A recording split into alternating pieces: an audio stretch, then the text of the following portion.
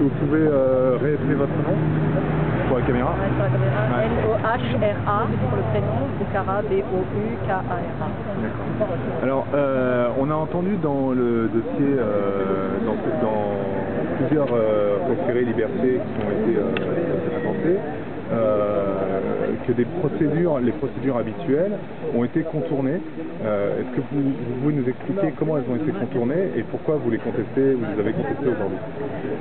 D'abord, en ce qui concerne le fichage, donc nous l'avons contesté parce qu'il s'agit d'un véritable fichage sauvage qui a été créé et mis en œuvre sans déclaration à la CNIL et surtout sans autorisation du ministère de l'Intérieur, qui est seul compétent en la matière, puisqu'il s'agit d'un fichage créé pour des raisons de sécurité publique.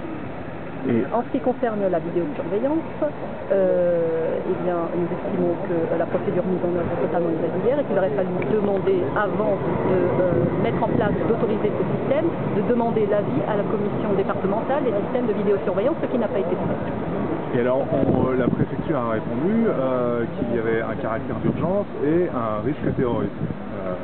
En ce qui concerne le système de vidéosurveillance, ça fait un moment qu'on sait que le sommet de l'OTAN va s'organiser sur Strasbourg, donc on ne peut pas aujourd'hui justifier la mise en œuvre d'une procédure en urgence, alors qu'on le sait depuis au moins un an que ce sommet se tient à Strasbourg. Et alors sur le risque terroriste qui a été aussi évoqué pour autoriser la création, contourner l'avis de la commission départementale. Le risque terroriste, ça devient la tarte à la crème, ça devient la notion qu'on nous jette à la figure à tout bout de champ pour justifier la mise en œuvre de procédures dérogatoires et liberticides. Mais en aucune façon, on a expliqué au jour d'aujourd'hui en quoi consistent ces risques terroristes. Et alors sur l'ensemble de vos requêtes, vous parlez de comportement de la préfecture.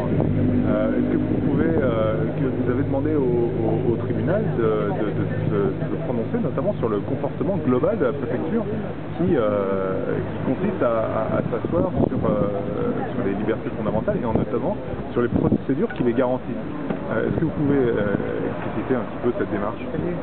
Le fichage, j'ai évoqué un comportement de la préfecture parce que vous n'avez pas au jour d'aujourd'hui de décision qui autorise la création de ce fichage. Donc vous n'avez pas de décision formelle de création de ce fichage. Donc raison pour laquelle j'ai déféré devant le tribunal un comportement de la préfecture qui consiste à créer un fichier en dehors de toute procédure.